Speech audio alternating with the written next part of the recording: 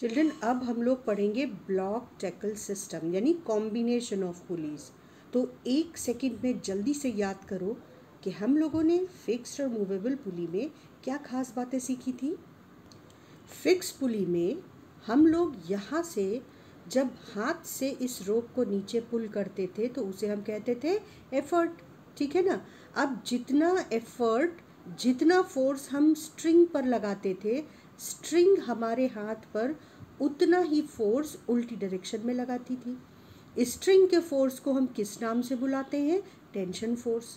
तो ये tension force और हमारे हाथ का एफर्ट ये हो गए एक्शन रिएक्शन पेयर यानी इक्वल।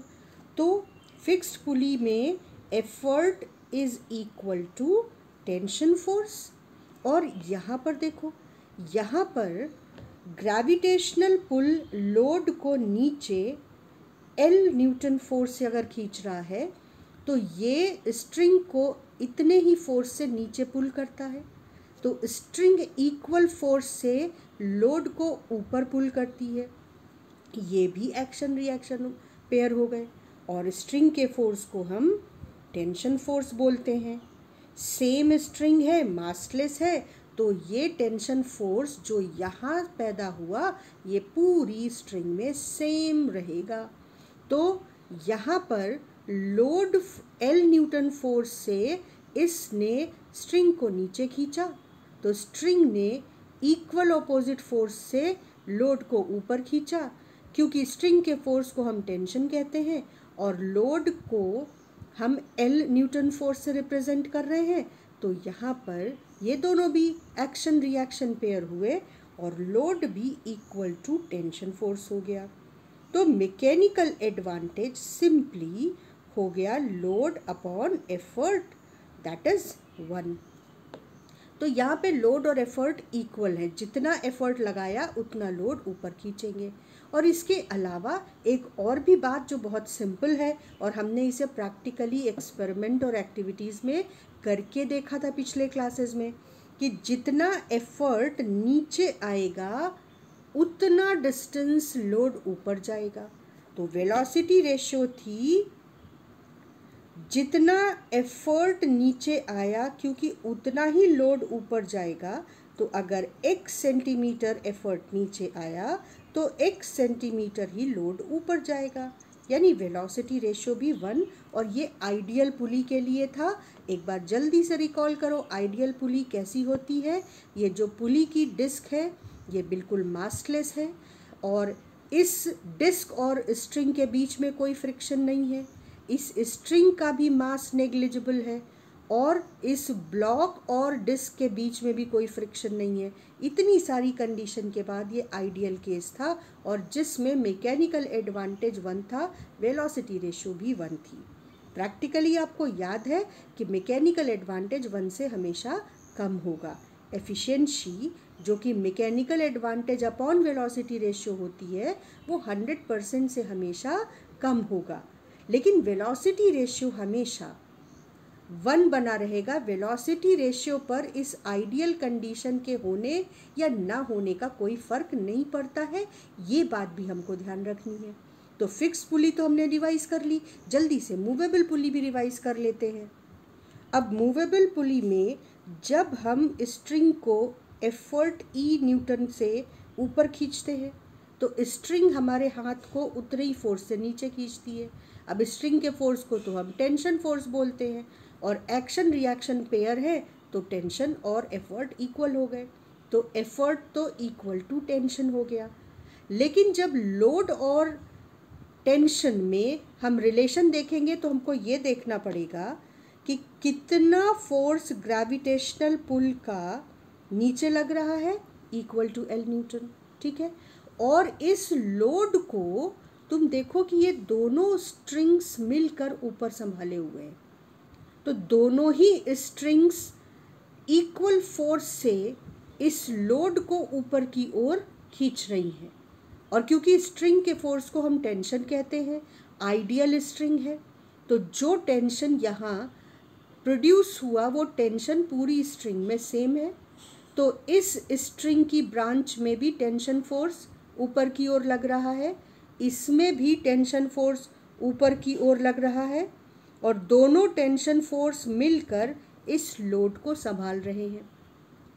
तो लोड कितने के बराबर हो जाएगा? Tension plus tension, that is 2T। तो जब हम मैकेनिकल एडवांटेज कैलकुलेट कर रहे थे तो मैकेनिकल एडवांटेज हो गया load which is 2T upon effort which is T, that means 2। तो अब हमने कंक्लूड क्या किया कि अगर दो ब्रांचेस स्ट्रिंग की मिलकर लोड को उठाएंगी तो इसका मतलब है कि मैकेनिकल एडवांटेज इन दोनों ब्रांचेस की वजह से 2 टाइम्स हो जाएगा, है ना। हमारा काम, हमारा एफर्ट आधा हो जाएगा लोड का, क्योंकि हमारे काम को इन दोनों ब्रांचेस ने मिलकर शेयर कर लिया है। तो जितना फोर्स हमने लगाया, इन्होंने उन दोनों उस फोर्स को एक्चुअली डबल कर दिया। और एक हाथ से हम फोर्स लगा रहे थे, स्ट्रिंग ने एक तरीके से हमको अपने दोनों हाथ मदद के लिए दे दिए।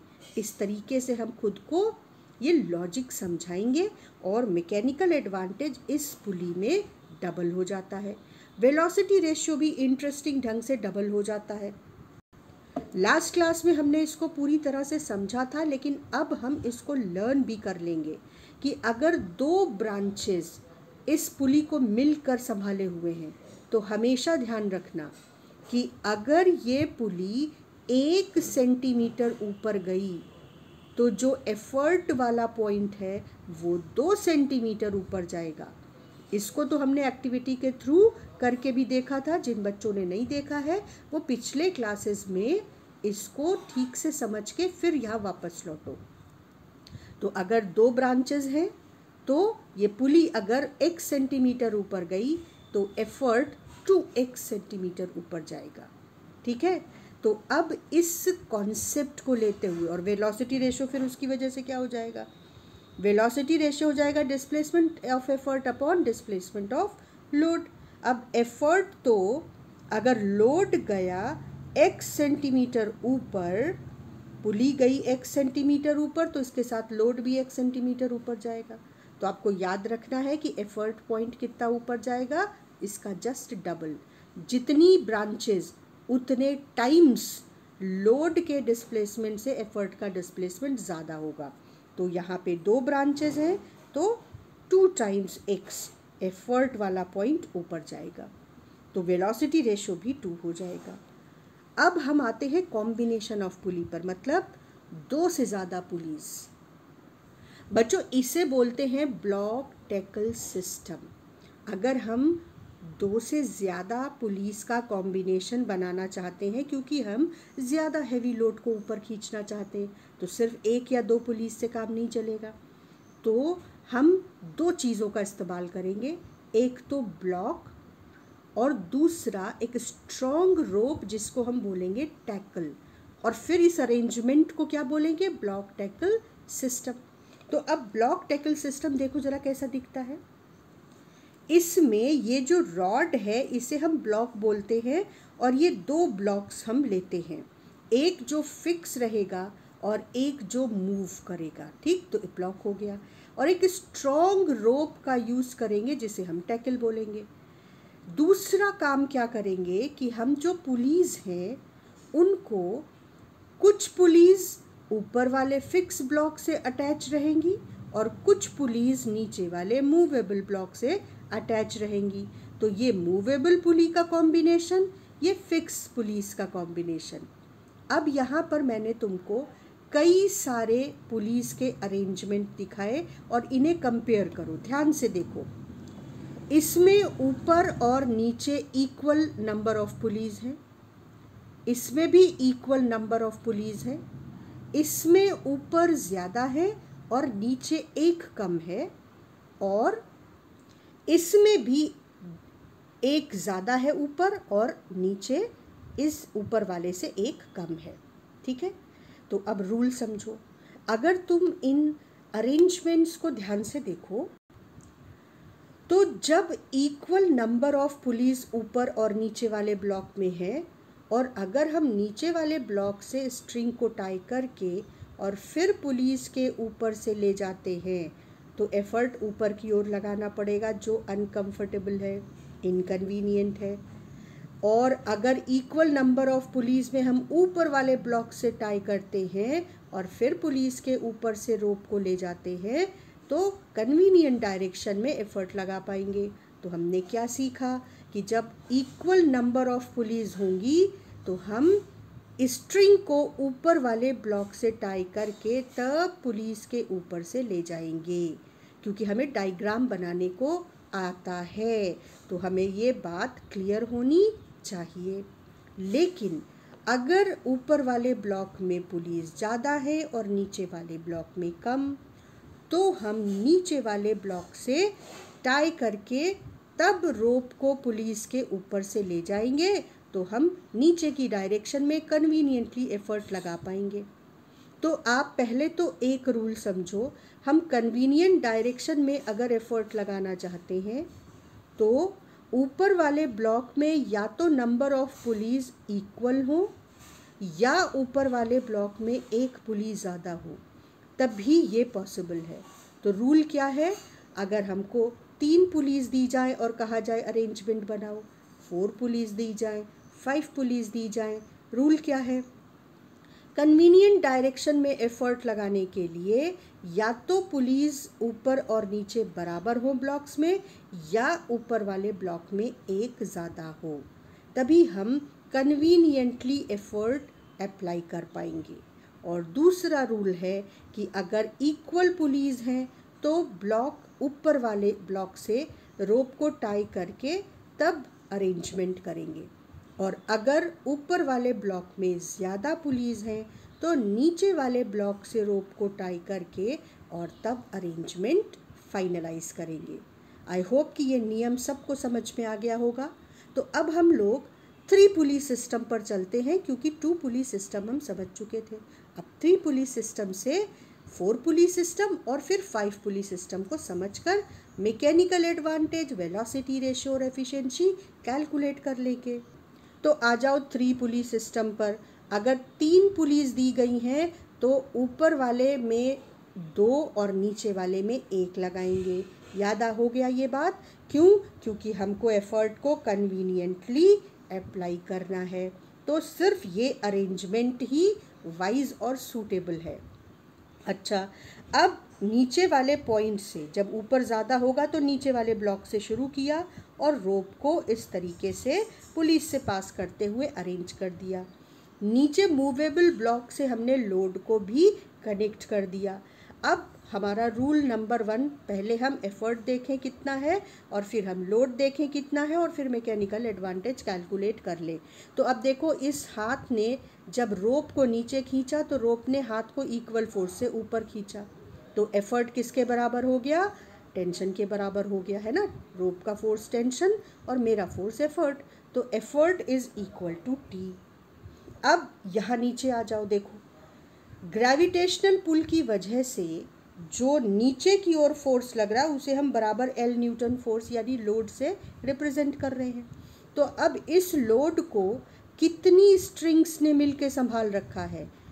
स्ट्रिंग का ये पार्ट, स्ट्रिंग का ये पार्ट और स्ट्रिंग का ये पार्ट। यानी आइडियल स्ट्रिंग में जो टेंशन यहाँ था वो ही टेंशन इस पूरी स्ट्रिंग में डेवलप्ड है, और इस स्ट्रिंग ने भी टेंशन फोर्स, इस स्ट्रिंग में भी टेंशन फोर्स और इस स्ट्रिंग में भी टेंशन फोर्स डेवलप है, और ये तीनों टेंशन फोर्स मिलकर लोड को बैलेंस कर रहे हैं, ऊपर की ओर उठा रहे हैं, इसीलिए तो लोड नीचे गिरने नहीं पा रहा।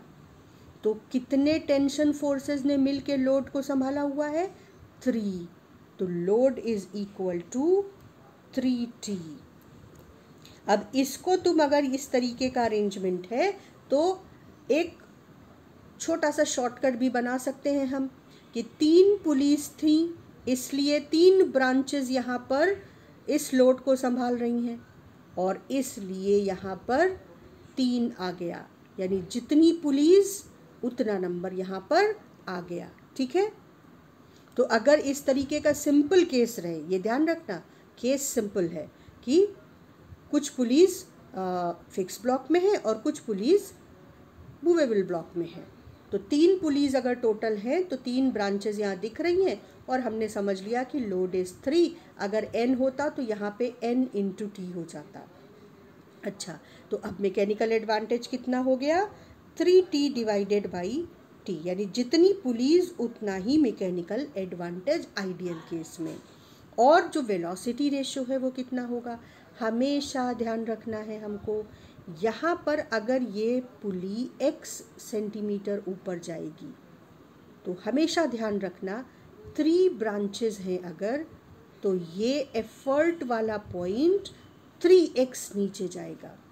और इसके लिए आप पीछे वाले क्लासेस में जाकर उन एक्टिविटीज़ को देख सकते हो जिन एक्टिविटीज़ में हमने प्रैक्टिकली ये देखा है कि जब हम 2 पुली सिस्टम यूज़ कर रहे थे तो अगर मूवेबल पुली x सेंटीमीटर ऊपर जा रही थी तो जो एफर्ट पॉइंट है वो 2x सेंटीमीटर नीचे आ रहा था, यानी कि 2 पुलीज़ हैं तो 2x नीचे आएगा। अगर 3 पुलीज़ हैं तो ये वाली पुली अगर 1 सेंटीमीटर ऊपर गई तो एफर्ट पॉइंट 3 सेंटीमीटर नीचे आ जाएगा, क्योंकि ये तीनों ब्रांचेस 1 सेंटीमीटर छोटी होंगी और जो ये रोप है ये खुलकर इस पॉइंट से आगे बढ़ जाएगी, नीचे बढ़ जाएगी।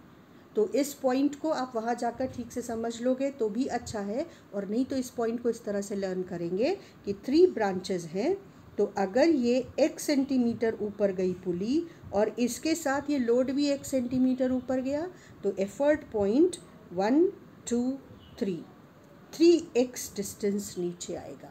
तो जब आप वेलोसिटी रेशियो कैलकुलेट करोगे तो डिस्प्लेसमेंट ऑफ एफर्ट हो जाएगा 3x, अगर डिस्प्लेसमेंट ऑफ लोड है x, तो वेलोसिटी रेशियो भी 3 हो जाएगा। तो आइडियल केस में मैकेनिकल एडवांटेज और वेलोसिटी रेशियो इक्वल होगा, प्रैक्टिकल केस में मैकेनिकल एडवांटेज हमेशा 100% से कम होगा, लेकिन वेलोसिटी रेशियो पर आइडियल कंडीशंस के ना होने का कोई असर नहीं पड़ेगा। ठीक, तो 3 पुलीज 3 ब्रांचेस, तो mechanical advantage 3, velocity ratio 3। I hope कि अब कुछ गेस करके भी हम इन चीज़ों को लिख सकते हैं, शॉर्टकट भी हमको समझ में आ रहा है। तो ये हो गया हमारा 3 पुली सिस्टम का मैकेनिकल एडवांटेज और वेलोसिटी रेशियो। और एफिशिएंसी यानी जिसे हम ग्रीक अल्फ़ाबेट ईटा से रिप्रेजेंट करते हैं वो हमेशा क्या होता है, mechanical advantage upon velocity ratio into 100, that is 3/3 into 100, that is 100% for ideal system. ठीक, तो एफिशिएंसी इस केस में कितनी है, 100%। तो अब 3 पुली सिस्टम का हमने कर लिया, अब हम 4 पुली सिस्टम पे मूव कर जाते हैं। 4 पुली सिस्टम जिसमें कन्वीनियंटली हम एफर्ट लगा पा रहे हैं वो ये रहा। तो 4 पुली सिस्टम में देखो एफर्ट टेंशन के बराबर, लॉजिक अब हमको पता है कि एफर्ट टेंशन के बराबर क्यों है। अच्छा, यहाँ पे देखो कितने ब्रांचेस मिलकर लोड को संभाल रहे हैं, branch number 1, branch number 2, branch number 3, branch number 4। तो इन चारों ब्रांचेस में पुली से टच करता हुआ टेंशन फोर्स दिखा देंगे। ध्यान से देखो टेंशन फोर्स कैसे दिखाना है, इधर भी टेंशन फोर्स इस पुली से टच करता हुआ और इधर भी टच करता हुआ, तो 4 हाथों ने मिलकर लोड को संभाला हुआ है। तो इसका फोर्स प्लस इसका फोर्स प्लस इसका फोर्स प्लस इसका force is equal to load, यानी लोड इज 4t, तो मैकेनिकल एडवांटेज इज 4। और सेम लॉजिक, अगर 4 ब्रांचेस हैं, 4 पुलीज हैं, तो जब लोड x सेंटीमीटर ऊपर जाएगा तो एफर्ट पॉइंट 4x नीचे आएगा। हमेशा याद रखना 4 ब्रांचेस, तो जब लोड यानी ये वाला ब्लॉक 1 सेंटीमीटर ऊपर गया तो एफर्ट 4 टाइम्स दिस वैल्यू नीचे आएगा। तो डिस्प्लेसमेंट ऑफ एफर्ट कितना हो जाएगा, 4 times the displacement of load upon displacement of load, that is 4। और मैकेनिकल एडवांटेज आइडियल केस में आपको एफिशिएंसी आपकी 100% रहेगी, mechanical advantage upon velocity ratio into 100। अब आ जाओ 5 पुली सिस्टम पर। 5 पुली सिस्टम में लोड को कितनी ब्रांचेस संभाल रही हैं? 1, 2, 3, 4 और 5। और देखो टेंशन फोर्स कैसे बनाई हमने, पुलिस को टच करते हुए टेंशन फोर्स ऊपर की ओर। ये जो रस्सियां हैं ये लोड को संभालने के लिए फोर्स ऊपर ही तो लगाएंगी ना, ये तो हम कॉमन सेंस से भी फील कर सकते हैं। तो 1, 2, 3, 4, 5 हाथ मिलकर एक तरीके से हम कहें तो लोड को संभाल रहे हैं। तो 5T is equal to load. जबकि अगर हमने ई एफर्ट से रस्सी को खींचा था तो रस्सी हमको इक्वल फोर्स से ऊपर खींचेगी, क्योंकि रोप के फोर्स को हम टेंशन कहते हैं। तो T is equal to E।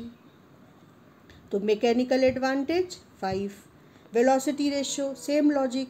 अगर ये ब्लॉक 1 सेंटीमीटर ऊपर गया तो कितनी रोप्स हैं? 1, 2, 3, 4, 5। तो ये जो एफर्ट पॉइंट है ये 5 टाइम्स डिस्प्लेसमेंट ऑफ लोड नीचे आ जाएगा, यानी displacement of effort will be 5 times displacement of load divided by displacement of load, that is 5।